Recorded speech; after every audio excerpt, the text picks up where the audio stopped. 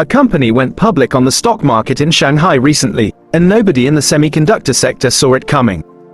No one anticipated that when the opening bell rang, its shares would jump 400% in a single day. That is not a typo. It happened to a Chinese memory chipmaker called ChangXin Memory Technologies, or CXMT for short, which launched for trading and immediately became worth more than virtually every other publicly traded enterprise in mainland China. Its overall valuation touched roughly $8.5 billion, which is huge. To put that into perspective, that is larger than Intel, AMD, and Qualcomm combined in immediate surge terms. This was not some obscure startup or a state-controlled media app. This was an enterprise that produces critical memory chips, the exact type of hardware sitting inside your phone, your laptop, your gaming rig, and the giant data centers powering modern artificial intelligence. The semiconductor field had spent years assuming China could never catch up to the major global players. CXMT just blew past every single one of those assumptions. For decades, the global DRAM market was dominated by just three giants: Samsung and SK Hynix in South Korea, and Micron in the United States. Together, those three controlled about 95% of the entire world's supply. Everyone assumed that dynamic could never change, but it just did. And the shift that occurred is far larger than analysts predicted. If you find this breakdown informative, please hit the like button because it takes a lot of effort to make these, and subscribe so you don't miss the next analysis. What happened in Shanghai that morning is not just a business update or a finance headline. It is a signpost showing where the global tech race is heading, even if most people aren't paying attention yet. The ripple effects from this single stock market debut will echo through every data center, every smartphone plant, and every national tech strategy on the planet. To understand why this development matters so much, you first need to comprehend what CXMT actually produces and why the firm has suddenly become the most valuable listed company in all of mainland China. The morning everything shifted, the Shanghai Stock Exchange opened for trading just like any standard morning. Traders had their monitors pulled up, analysts were sipping their coffee, and the general consensus was that the market was going to be relatively quiet. CXMT priced its initial public offering at around $10 per share, a reasonable baseline for a firm issuing initial shares to the public. The pricing was standard and expected. Nothing about it hinted that anything dramatic was about to occur. Then trading commenced. Within the very first hour, the stock price began to skyrocket. Not gradually, but like a rocket. It surged so fast that the exchange was forced to halt trading multiple times. Circuit breakers, which are automated safety steps built into the exchange system, triggered to pause activity. These halts were designed for precisely this kind of volatile surge, when a stock gains momentum too fast and the exchange requires a moment for buyers to catch their breath. But every time trading resumed, the stock kept climbing higher. By the time the market closed, the share value had jumped over 400% above its IPO price. If you had been fortunate enough to buy shares at the opening offering price, you would have more than quadrupled your investment in a single trading session. Think about that for a second. When was the last time you saw an established tech firm perform like that? The truth is, it almost never happens anymore in mature markets. The initial public market is usually predictable.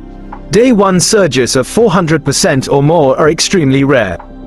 But this wasn't driven by pure hype, nor was it built on hollow speculation.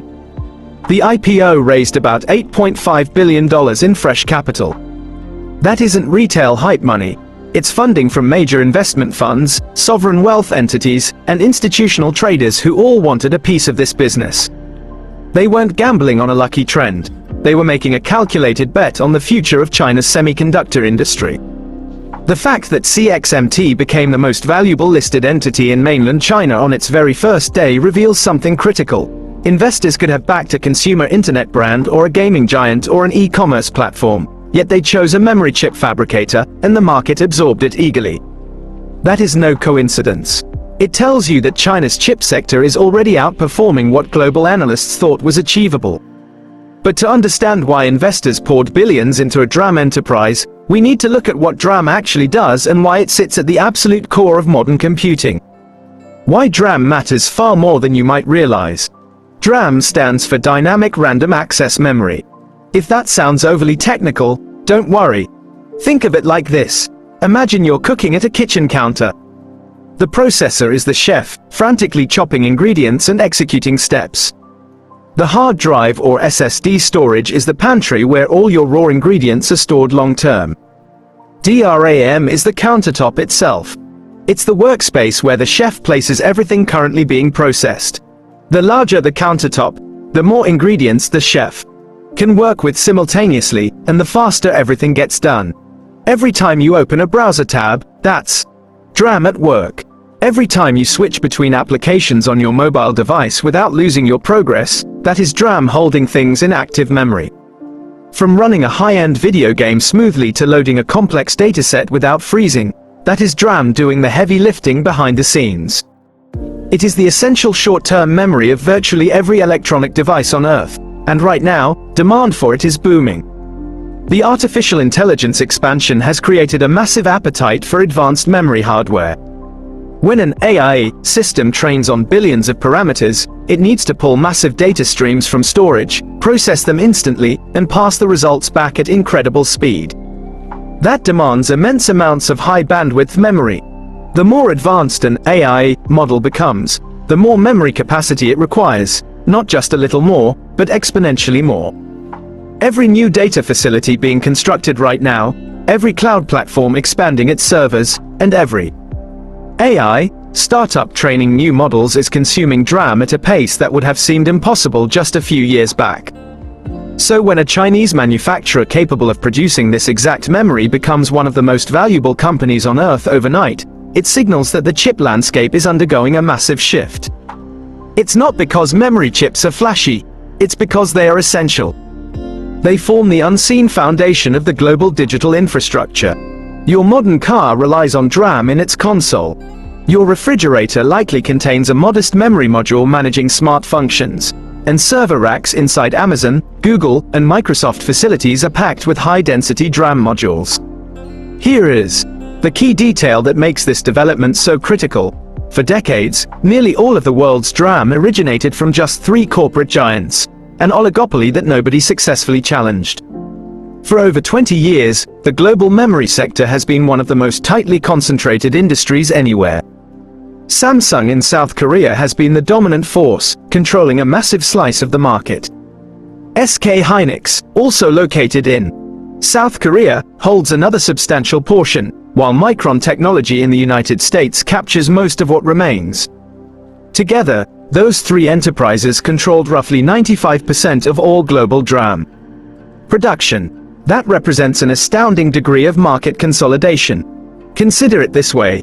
If 3 companies controlled 95% of all commercial shipping on Earth, you would naturally think something was structural about that market. Yet in the tech sector, this setup was accepted as standard. The explanation is simple. Manufacturing DRAM is extraordinarily difficult. It demands advanced fabrication facilities that cost billions of dollars to build. It requires specialized engineering mastery that takes decades to refine. It calls for hyper-precise machinery that prints circuit features smaller than a virus particle. The barriers to entry are so high that most nations never even attempt it. Several firms over the years tried to break into the memory market and failed completely. Elpida in Japan went bankrupt. Qimonda in Germany folded. Nanya in Taiwan scaled back drastically. The painful lesson learned across the board was clear. Do not attempt to compete with Samsung, SK Hynix, and Micron. Those 3 had the scale, the institutional knowledge, and the financial strength to crush any emerging rival. For a long period, that is precisely how the market operated. China watched from the sidelines, importing DRAM components by the billions and paying whatever premium the top 3 demanded.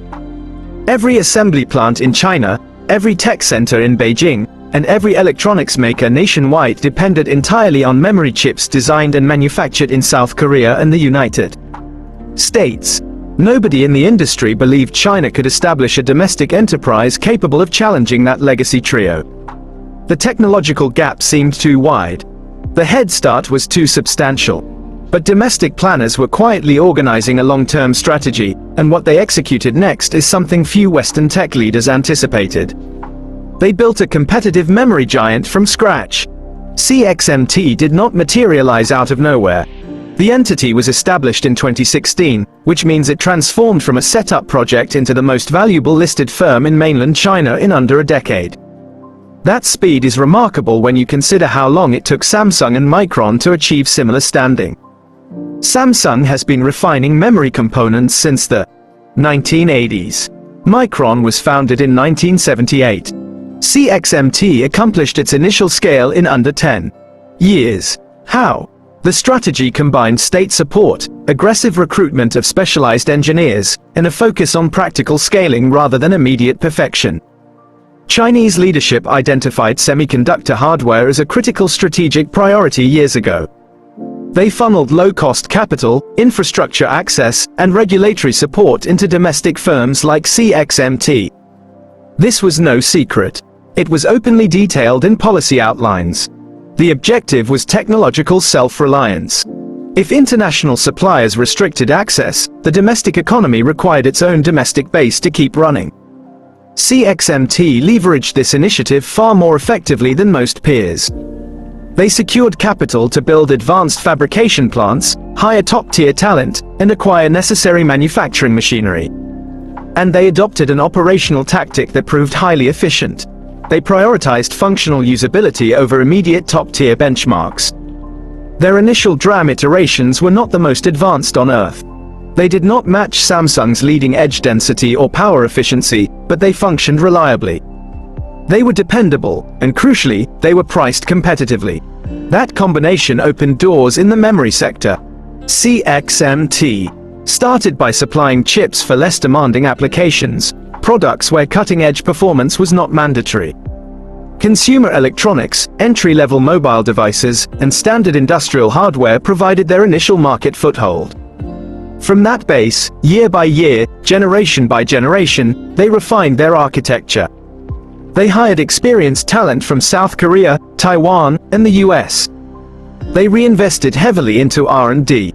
They constructed new fabrication facilities and expanded production capacity rapidly. By the time CXMT was ready to go public, it was outputting DRAM hardware at a volume that the global industry could no longer ignore. The enterprise was no longer an experimental effort or a simple state project. It had evolved into a full-scale manufacturer supplying market-ready products that competed directly with established global players. Investors buying shares on debut day weren't betting on distant promises. They were backing a supplier that was already shipping real volume. What began as an underdog project had grown into a major industry player. The market legacy players didn't see it coming. But the impact of this development extends far beyond one firm's market capitalization. It connects directly to the artificial intelligence transformation happening globally right now. And that is where the story grows even more significant. The AI connection alters the landscape. Artificial intelligence represents the dominant technology focus worldwide today. Every major tech conglomerate is directing billions toward AI development. Large language models, image generators, and autonomous systems are advancing at a rapid rate. But here is a factor that often gets overlooked in the broader discussion. AI systems don't just require processing power. They require massive memory bandwidth. Vast amounts of it.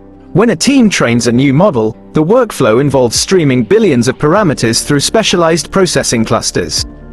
Those processors must retrieve data at ultra-high speeds, and the results must be written back just as quickly.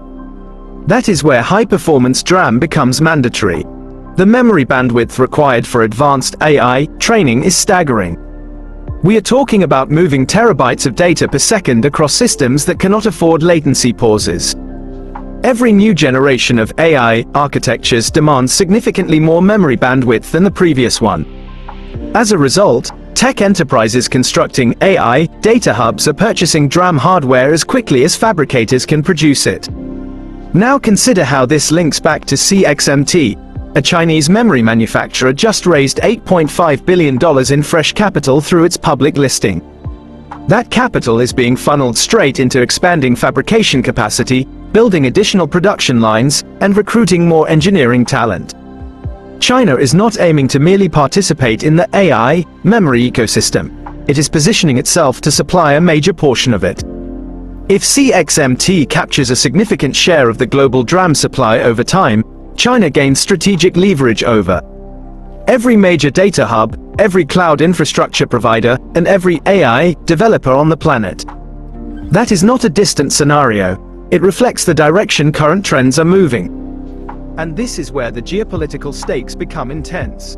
The United States has spent recent years attempting to constrain China's semiconductor advance through export rules and targeted restrictions. If you found this analysis valuable, hit the like button, subscribe, and enable notifications so you catch the next breakdown. Feel free to check out the suggested videos on screen if you'd like to dive deeper. Here's a question to consider. Do you think the global market should be concerned about China's expanding position in memory hardware, or is increased competition ultimately good for the market? Share your thoughts in the comments.